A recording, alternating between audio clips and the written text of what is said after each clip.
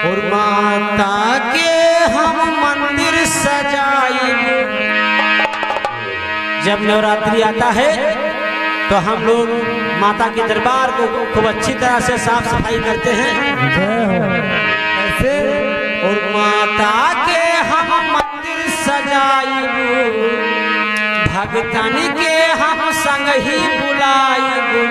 दर पे ज्योत जलबे कराब, आवेदान के दिनवा भक्ति में माना लगबे कराब। आवेदान के दिनवा भक्ति में मनवा लगबे कराब। आवेदान के दिनवा भक्ति में। माता के हम मंदिर सजाए, माता के हम मंदिर सजाए। भगतन के हम संग ही बुलाए। भगतन के हम संग ही बुलाए। दर पे ज्योत जगबे कराब, दर पे ज्योत जलबे कराब। आवेदान के दिनवा भक्ति में माना लगबे कराब। आवेदान के दिनवा भक्ति में मनवा लगबे कराब। आवेदान के दिनवा भक्ति में मनवा लगबे कराब। आवेदान भक्ति में माना लगबे कराब।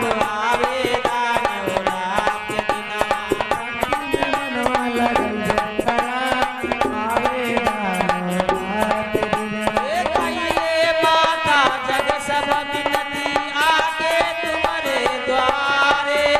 तनिको लगाई न दुनिया डराई, पहुँचब माँ के द्वारे। कहिए माता जग सब विनती आके तुम्हारे द्वारे।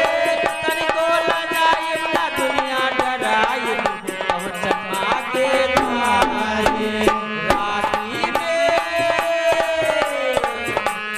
राती में हम ज्योति जलाए, माता जी को भजन सुनाए। हम सब दर्शन पैबे कराब। आवेदान के दिनवा भक्ति में माना लगबे कराब। आवेदान के दिनवा आवेदान के दिनवा भक्ति में माना लगबे कराब। आवेदान के दिनवा भक्ति में मनवा लगबे कराब। आवेदान के दिनवा राती के अइले हो अम्बे, खोलया अपन गेट हो। तना दुष्टा करवड़ करी है, जावे न मंदिर छोड़ हो।